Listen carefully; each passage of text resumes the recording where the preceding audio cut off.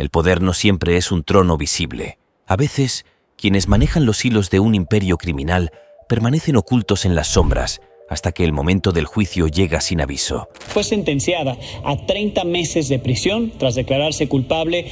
¿Qué se siente cuando la vida que controlas con sangre y dinero se desmorona de un día para otro? Detenciones en plena madrugada, helicópteros rugiendo sobre mansiones y operativos secretos que estallan como relámpagos en la noche.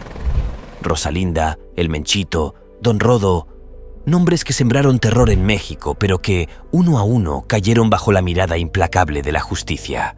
¿Cómo capturaron a la mente maestra detrás del CIANG sin que opusiera resistencia? La noche se cernía sobre Zapopan, Jalisco. Nadie imaginaba que en cuestión de horas, un operativo secreto desplegado con precisión quirúrgica pondría fin, al menos temporalmente, al reinado de Rosalinda González Valencia, la mujer más buscada de México. ¿Cómo es posible que la jefa financiera de uno de los cárteles más letales del mundo, quien dirigía una vasta red de operaciones ilícitas, fuera capturada sin disparar un solo tiro? ¿Por qué no intentó huir o resistirse como otros capos lo han hecho antes? Las respuestas están en los detalles oscuros de esa noche. A la sombra de las calles exclusivas de Puerta de Hierro, las fuerzas especiales del Ejército Mexicano, la Fiscalía General y el Centro Nacional de Inteligencia se desplazaban con una coordinación escalofriante. Los helicópteros se mantenían en silencio, esperando su momento para rugir. Mientras tanto, los comandantes recibían en sus radios una serie de confirmaciones que helaban la sangre. Rosalinda estaba cerca, quizás demasiado cerca, y todo lo que quedaba por hacer era ejecutar el golpe perfecto. No era la primera vez que intentaban atrapar a la esposa del Mencho, líder del cártel Jalisco Nueva Generación, CJANG. En el año 2018, ella había burlado a las autoridades tras pagar una fianza millonaria y desaparecer sin dejar rastro. Ahora, 3 años después, la justicia le pisaba los talones. Rosalinda se había confiado. Había vuelto a su zona de confort, creyendo que las conexiones y sobornos la protegerían para siempre. Lo que no sabía es que la red que la rodeaba se había tensado hasta el límite. No habría escapatoria esta vez. Al caer la noche, un convoy de vehículos sin insignias se posicionó alrededor del área. Nadie se atrevió a preguntar qué estaba ocurriendo. Las patrullas locales tampoco fueron informadas. Todo se manejaba con un hermetismo absoluto. Era el momento culminante. ¿Cómo enfrentaría Rosalinda el inminente arresto? Las autoridades irrumpieron en su escondite y, para sorpresa de todos, ella no opuso resistencia. Caminó con la calma de quien conoce el poder que aún posee. Ni un grito, ni una súplica, solo miradas de acero dirigidas a sus captores. La trasladaron de inmediato en un helicóptero a la Ciudad de México, donde fue presentada ante el fiscal general adjunto. Durante el trayecto, mantuvo una actitud imperturbable, como si su mente ya estuviera calculando la manera de salir libre una vez más. Sin embargo, algo había cambiado. Esta vez, las acusaciones eran más graves, los cargos más sólidos. La contadora personal del Mencho enfrentaba el peso de la ley como nunca antes. El operativo se mantuvo en secreto durante horas. Las autoridades sabían que cualquier filtración podría desatar una tormenta. Los hombres del CJANG eran conocidos por sus represalias brutales. Y, sin embargo, aquella noche la ciudad durmió tranquila, sin saber que en las sombras se había dado un golpe letal a la organización criminal más poderosa del país. A medida que los días transcurrían, las noticias empezaron a filtrarse. Los titulares se llenaron con el nombre de Rosalinda. Los rumores sobre su rol en el cártel se dispararon. Algunos la pintaban como una simple figura decorativa, otros como la verdadera estratega detrás del imperio sangriento. La realidad era mucho más perturbadora. Rosalinda González Valencia no era una mujer común, ni una esposa trofeo. Era una pieza fundamental en el tablero criminal, la responsable de mover millones de dólares en operaciones de lavado de dinero. Los analistas debatían sobre el impacto que esta captura tendría en el CJANG. ¿Podría el cártel sobrevivir sin ella? ¿Qué movimientos haría el Mencho para rescatarla? Los informes de inteligencia advertían sobre posibles reacciones violentas en los territorios controlados por la organización. Mientras tanto, Rosalinda aguardaba en una celda de máxima seguridad.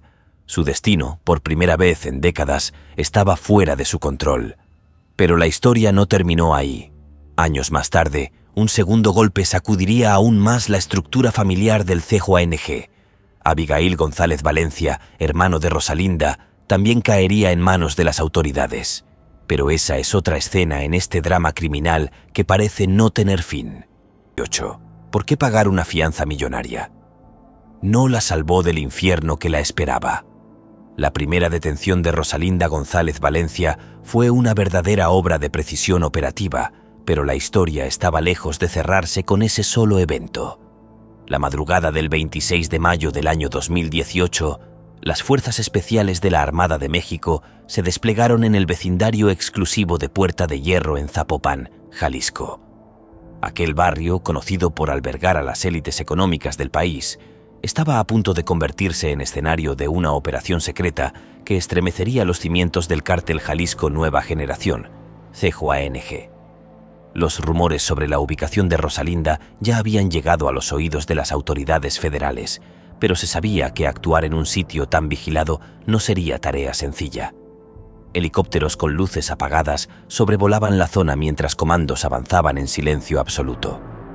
Por fin, cuando los agentes irrumpieron en el lugar señalado, encontraron a la mujer que muchos consideraban la reina del narcotráfico financiero sentada en calma, como si hubiera estado esperando ese momento. Sin resistencia, se dejó esposar, una reacción que desconcertó incluso a los más experimentados. Rosalinda fue llevada rápidamente al Centro de Readaptación Social Federal en Morelos, una prisión de máxima seguridad. Sin embargo, para la sorpresa de todos, el sistema legal pronto abrió una brecha que la mujer supo aprovechar. Apenas 3 días después de su aprehensión, su defensa pagó una fianza de 1,5 millones de pesos, una cantidad que representaba apenas una gota en el vasto mar de recursos económicos del CJANG. Rosalinda quedó en libertad bajo condiciones estrictas, entre ellas presentarse periódicamente ante las autoridades. Pero, ¿acaso alguien creía realmente que cumpliría con esas normas? Rosalinda desapareció sin dejar rastro apenas unas semanas después, burlando al sistema con una frialdad aterradora. Los informantes hablaban de movimientos encubiertos entre Jalisco, Michoacán y Colima, pero la DEA y las agencias mexicanas no lograban estrechar el cerco. La desaparición de la jefa se convirtió en uno de los mayores fracasos operativos en la lucha contra el crimen organizado de ese año. Mientras tanto, la organización dirigida por su esposo, el Mencho, seguía expandiendo su dominio territorial. Sin Rosalinda, los operativos financieros se complicaron momentáneamente, pero el cártel se adaptó rápido.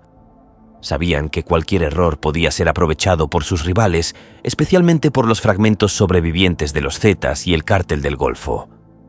Sin embargo, en ese mundo de alianzas volátiles, el verdadero desafío para las autoridades sería lograr una captura definitiva.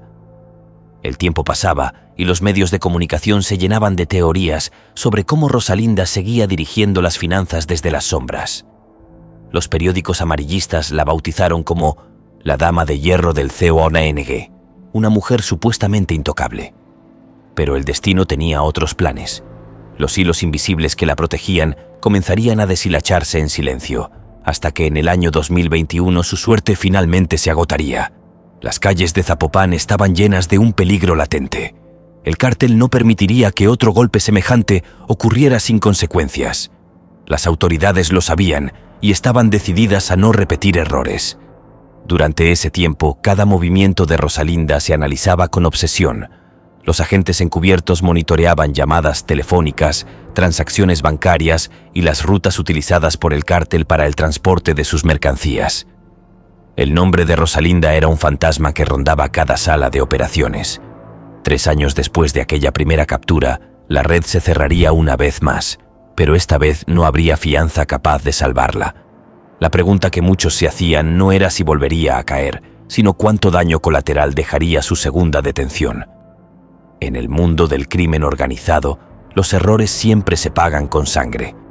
Y Rosalinda, aún sin saberlo, estaba a punto de ser acorralada de nuevo en un juego que ni siquiera ella podía controlar.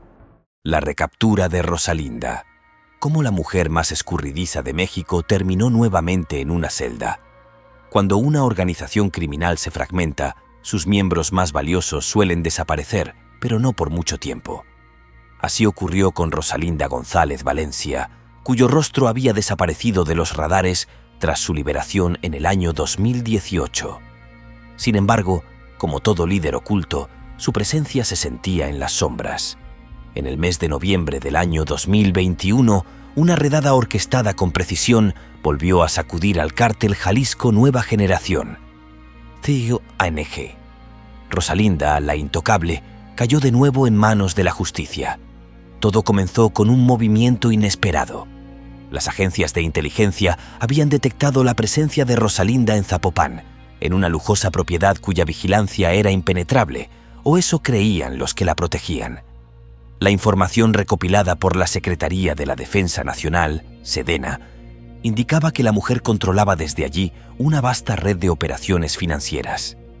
El cártel sabía que perderla de nuevo significaría un golpe estratégico devastador. Por esa razón, la presión sobre los soldados y agentes encubiertos era enorme.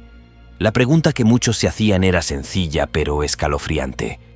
¿Cuánto tiempo permanecería esta vez tras las rejas? Rosalinda no era cualquier operadora. Era la encargada de manejar los recursos ilícitos del cártel, el vínculo clave entre las actividades criminales en México, Estados Unidos y otras partes del mundo.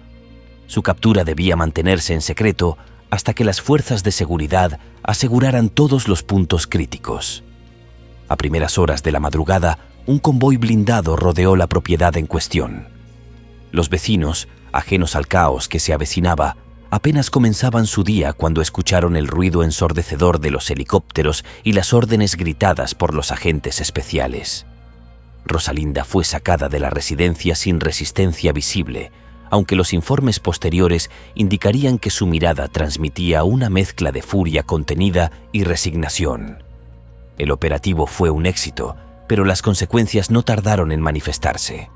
Hombres armados, leales al CONG, realizaron múltiples ataques en la ciudad, quemando vehículos y bloqueando avenidas principales. El mensaje era claro. El cártel no aceptaría esa derrota sin responder. Sin embargo, las fuerzas de seguridad ya habían tomado medidas preventivas, estableciendo puntos de control en carreteras estratégicas. Rosalinda fue trasladada en helicóptero a una instalación federal de máxima seguridad. Esta vez, las acusaciones eran contundentes. Los informes oficiales la vinculaban directamente con operaciones de lavado de dinero, pagos de sobornos a funcionarios y la gestión de propiedades adquiridas con recursos delictivos. Las pruebas recopiladas por la DEA y la Sedena la colocaban en el centro de un complejo esquema financiero que abarcaba múltiples continentes. Mientras tanto, la incertidumbre se apoderaba de la organización criminal. Los líderes intermedios sabían que la caída de Rosalinda debilitaba su capacidad de movilización económica. Sin los fondos necesarios, las alianzas con otras facciones delictivas podrían colapsar. Los enemigos del cártel, como remanentes de los Zetas y el cártel de Sinaloa, estaban atentos a cualquier oportunidad de recuperar territorio. A nivel personal, Rosalinda enfrentaba una situación más sombría que la anterior. El juez encargado del caso rechazó las solicitudes de su defensa para enfrentar el proceso en libertad, argumentando el riesgo de fuga basado en sus antecedentes. Esta vez, no habría negociaciones fáciles. La presión internacional sobre el gobierno mexicano exigía resultados tangibles en la lucha contra el crimen organizado. Los días siguientes a la captura fueron de tensión máxima. Las noticias circulaban con rapidez, pero el hermetismo en torno a las estrategias de seguridad se mantuvo férreo. Las autoridades reforzaron la vigilancia en varias prisiones del país para evitar intentos de rescate. Rosalinda era un objetivo demasiado valioso para sus aliados y un trofeo para sus enemigos. Sin embargo, lo más desconcertante para muchos era la ausencia de reacciones públicas por parte del Mencho, el líder del CONG. Algunos analistas especulaban que el capo estaba reubicando sus operaciones, anticipando una ola de capturas que podía continuar en cualquier momento. Otros creían que su silencio era una táctica para confundir a sus adversarios. Lo cierto es que la detención de Rosalinda en el año 2021 marcó un antes y un después en la estructura operativa del cártel. Esta vez no se trataba solo de un golpe simbólico. Era un movimiento calculado para desmantelar las redes financieras que mantenían viva la organización. Con cada día que pasaba tras las rejas, el control del cártel se erosionaba lenta pero inexorablemente. Pero en el mundo del crimen, nada está escrito en piedra. Las piezas del tablero podían moverse de formas impredecibles. ¿Acaso las conexiones políticas y judiciales del CAONG encontrarían una forma de liberar a su jefa una vez más? Las apuestas estaban hechas y el reloj no se detendría para ninguno de los involucrados. El día en que Abigail González Valencia fue atrapado en un restaurante de Puerto Vallarta. El restaurante lucía tranquilo aquella tarde del 28 de febrero del año 2015. La brisa cálida del Pacífico mexicano acariciaba las calles de Puerto Vallarta, mientras turistas y locales disfrutaban del día sin imaginar que en cuestión de minutos el ambiente cambiaría radicalmente. En el interior de ese lugar, un hombre clave para el cártel Jalisco Nueva Generación, CAONG, apuraba sus últimos momentos de libertad. Abigail González Valencia, hermano de Rosalinda y conocido dentro del mundo del narcotráfico como una figura estratégica, estaba a punto de ser capturado. Las Fuerzas Especiales de la Policía Federal y la Procuraduría General de la República, PGR, habían estado siguiendo sus pasos durante semanas. Los informes de inteligencia indicaban que Abigail, apodado el operador en las sombras, no solo gestionaba una parte crucial del tráfico de cocaína y metanfetaminas, sino que también administraba redes complejas de lavado de dinero. Aunque su nombre no era tan mediático como el del Mencho, su influencia dentro del cártel era indiscutible. Su caída no sería un simple golpe mediático, sería una herida profunda en la estructura criminal. En silencio, un grupo de agentes tácticos rodeó el lugar. Desde el exterior parecía una operación rutinaria, pero en realidad se trataba de una de las detenciones más importantes en la lucha contra el crimen organizado en México. Nadie dentro del restaurante notó nada extraño hasta que las puertas se abrieron de golpe y el caos se desató. Los comensales se levantaron en pánico mientras los agentes ingresaban armados, gritando órdenes y bloqueando las salidas. Abigail intentó mantener la calma, pero sabía que estaba atrapado. Con movimientos calculados, levantó las manos en señal de rendición, sin oponer resistencia. Sabía que cualquier intento de fuga sería inútil. Los agentes lo esposaron en cuestión de segundos y lo escoltaron hacia el exterior, donde ya lo esperaba un convoy de vehículos blindados. Los testigos quedaron atónitos. Habían presenciado en primera fila la captura de uno de los líderes más poderosos del CAONG. El operativo fue rápido y preciso, pero su impacto fue inmediato y de largo alcance. La noticia de la detención recorrió las redes de inteligencia en México y Estados Unidos en cuestión de horas. El arresto de Abigail no solo debilitaba al cártel en términos logísticos, sino que también abría una brecha peligrosa en la cadena de mando. Con su captura, se desestabilizaba uno de los pilares que mantenían en funcionamiento las operaciones internacionales del grupo criminal. Por otro lado, la reacción del CAONG no se hizo esperar. En varias regiones de Jalisco y Colima, las células del cártel comenzaron a desplegar acciones violentas en un intento por presionar a las autoridades. Vehículos fueron incendiados y se reportaron bloqueos en carreteras estratégicas. Era un mensaje claro. La organización no iba a quedarse de brazos cruzados mientras uno de sus líderes más influyentes era llevado a juicio. Mientras tanto, en los centros de mando del gobierno, los analistas discutían las posibles implicaciones de esta captura. Abigail era considerado una de las piezas más importantes dentro de la cúpula familiar del cártel, junto con Rosalinda y otros hermanos. Su control sobre las finanzas y las relaciones políticas hacía de él un blanco de alto valor. Sin embargo, sabían que mantenerlo bajo custodia no sería fácil. Las amenazas de soborno, los intentos de fuga y las represalias eran riesgos latentes. A medida que avanzaba el proceso judicial, las evidencias contra Abigail se acumulaban. Documentos confiscados en los operativos previos revelaban conexiones con redes de narcotráfico en América Latina, Estados Unidos y Europa. Los testimonios de antiguos colaboradores también ayudaron a consolidar los cargos en su contra. El hombre que durante años había operado en las sombras se enfrentaba ahora a la luz implacable de la justicia.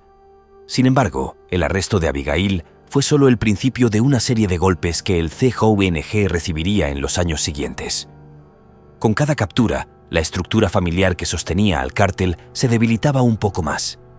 Rosalinda, Rubén, Jessica y otros miembros del clan Oseguera serían los siguientes en caer uno tras otro en una espiral de detenciones que transformaría el panorama del crimen organizado en México. En este juego mortal, cada movimiento contaba. Abigail había sido neutralizado, pero las preguntas persistían. ¿Qué tanto resistiría el CJUNG sin sus principales operadores? ¿Qué nuevas estrategias desplegarían para mantenerse en el poder? Las respuestas se escribirían con el paso del tiempo, entre arrestos, traiciones y un rastro interminable de violencia. El golpe maestro que terminó con la captura de Rubén Oseguera González en Zapopan. La tranquilidad de la colonia Jardines Universidad en Zapopan fue destruida en una madrugada que pocos olvidarían. Era el 30 de enero del año 2014, cuando un estruendo de puertas derribadas, helicópteros sobrevolando y comandos en acción sacudió la seguridad de esa zona residencial. La milicia mexicana, en una operación de alto riesgo, había localizado al hijo primogénito del Mencho y Rosalinda González Valencia, Rubén Oseguera González, conocido también como El Menchito. Esta captura cambiaría el destino del cártel Jalisco Nueva Generación, CJUNG, para siempre. ¿Cómo lograron finalmente atrapar a este hombre, quien había operado durante años como una figura clave en el cártel? Todo comenzó con un minucioso trabajo de inteligencia militar. Desde hacía meses, los agentes monitoreaban llamadas telefónicas en la región. Rubén cometió un error fatal. Una geolocalización realizada a última hora reveló su presencia en una mansión que a simple vista parecía una residencia común. Los altos mandos no dudaron en actuar. La orden fue clara: capturarlo vivo, sin margen de error. A las 3:30 de la madrugada, el comando élite irrumpió en la propiedad. Rubén, quien se encontraba durmiendo, fue despertado por el rugir de las órdenes militares. El joven intentó tomar el control de la situación, pero no había escapatoria posible. A los pocos minutos, fue asegurado por las fuerzas especiales, quienes encontraron un arsenal impresionante en la casa. 4 rifles de asalto, 9 pistolas, una granada y cientos de municiones estaban escondidos en varias habitaciones. Además, se confiscaron 16 millones de pesos y $500,000 en efectivo. Mientras el operativo se desarrollaba, el cártel reaccionó de inmediato. En diversos puntos de Zapopan, hombres armados comenzaron a prender fuego a vehículos como medida de distracción. Sin embargo, el despliegue táctico fue impecable. Las autoridades lograron evacuar a Rubén sin mayores contratiempos, escoltándolo hacia una instalación de máxima seguridad. Los vecinos, aterrados por la magnitud de lo ocurrido, relataron cómo 2 helicópteros sobrevolaron la zona durante toda la operación. Con la captura de Rubén, el CJUNG enfrentó una crisis interna. El heredero de la familia Oseguera estaba encargado de coordinar operaciones internacionales, manteniendo alianzas con grupos criminales en Asia y Sudamérica. Su caída no solo significó una pérdida económica, sino también una fractura en las comunicaciones del cártel. Los analistas de seguridad sabían que este evento podría desatar una serie de venganzas y ajustes de cuentas dentro de la organización. El proceso judicial de Rubén fue largo y complejo. Las pruebas presentadas por la Fiscalía incluían registros financieros, comunicaciones intervenidas y testimonios de antiguos colaboradores. Durante años, los abogados del Menchito presentaron recursos legales para evitar su extradición a Estados Unidos. Sin embargo, en el año 2020, la sentencia fue definitiva. Rubén sería enviado al país vecino para enfrentar cargos relacionados con tráfico de drogas y lavado de dinero. La extradición fue un espectáculo mediático. Decenas de cámaras captaron el momento en que Rubén fue escoltado al avión que lo llevaría a Washington. En ese instante, muchos creyeron que el CAING había recibido un golpe mortal. Pero la realidad sería más complicada. A pesar de los arrestos de sus principales operadores, el cártel encontró la manera de reinventarse, adaptándose a las nuevas condiciones del mercado criminal.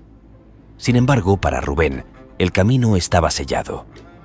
Desde su llegada a una prisión de alta seguridad en Estados Unidos, ha enfrentado un juicio implacable.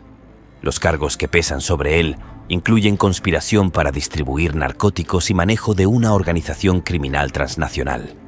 Se espera que su condena sea de entre 40 años y cadena perpetua.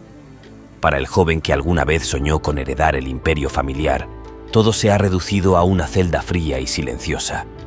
Mientras tanto, los líderes restantes del COANG continúan luchando por mantener el control de sus territorios. La captura de Rubén fue solo una de las muchas batallas en la guerra interminable entre el crimen organizado y las fuerzas de seguridad. Cada día trae nuevos desafíos, pero una cosa es segura: el nombre de la familia Oseguera seguirá resonando en los anales de la historia criminal mexicana. La extradición de Rubén Oseguera a Estados Unidos. ¿Por qué el CING no pudo detener su caída definitiva? A veces, el golpe más devastador no es el que se recibe en la calle, sino el que llega en forma de una decisión judicial irrevocable. Así ocurrió el 21 de febrero del año 2020, cuando Rubén Oseguera González, el Menchito, fue escoltado bajo un fuerte operativo militar hacia un avión con destino a Washington, Estados Unidos. Durante años, el cártel Jalisco Nueva Generación, COANG, había movido cielo y tierra para evitar este momento. Pero al final, la justicia estadounidense prevaleció. La escena era digna de una película de suspenso. Decenas de agentes federales, vehículos blindados y helicópteros resguardaban el traslado. Las cámaras de los medios internacionales enfocaban cada detalle, captando la expresión seria y desafiante de Rubén. Sabía que esta extradición sellaba su destino. Ya no contaría con el poder de su apellido ni con la influencia de las conexiones políticas que tanto le habían protegido en el pasado. El proceso que lo llevó hasta ese momento había sido un laberinto legal. Desde su captura en el año 2014, los abogados del Menchito habían presentado innumerables recursos de amparo. La defensa sostenía que los cargos eran fabricados y que no existían pruebas contundentes. Sin embargo, las investigaciones conjuntas entre la DEA, la Fiscalía General de la República, FGR, y diversas agencias de seguridad habían reunido un dossier que lo incriminaba directamente en operaciones de tráfico de drogas y lavado de dinero. La noticia de su extradición resonó como un terremoto en los territorios controlados por el COANG. Muchos temían que Rubén, bajo presión en suelo estadounidense, pudiera colaborar con las autoridades, revelando secretos que pondrían en jaque a toda la organización. Sin embargo, los líderes del cártel mantenían una férrea disciplina. Sabían que cualquier muestra de debilidad podría ser fatal en un entorno donde las alianzas se rompían con rapidez. El juicio federal en Estados Unidos se desarrolló en medio de un estricto protocolo de seguridad. Los fiscales presentaron pruebas devastadoras, registros de transacciones ilegales, grabaciones telefónicas y testimonios de excolaboradores. Rubén permanecía imperturbable, consciente de que cualquier error podría empeorar su situación. Los cargos que enfrentaba lo colocaban frente a una condena de entre 40 años y prisión perpetua. Mientras el proceso avanzaba, el COANG se adaptaba a la nueva realidad. A nivel operativo, el cártel comenzó a descentralizar sus actividades, delegando funciones críticas a otros miembros de la familia Oseguera y a líderes regionales. Las represalias contra rivales se intensificaron, mostrando que, aunque herido, el cártel seguía siendo una fuerza temible. Finalmente, Rubén fue declarado culpable. Su sentencia definitiva se espera para el año 2025, pero ya es un hecho que pasará el resto de sus días en una prisión estadounidense. En su celda, tal vez reflexione sobre las decisiones que lo llevaron hasta allí.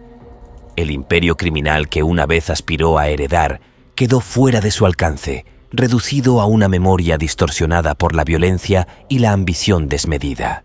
¿Por qué Jessica Oseguera fue detenida en una corte de Washington? Algunas detenciones ocurren en los lugares más inesperados.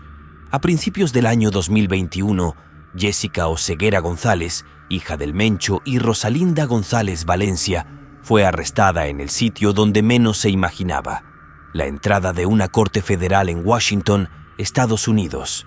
La mujer había acudido para presenciar una audiencia de su hermano, Rubén Oseguera González, pero terminó enfrentando sus propios cargos criminales.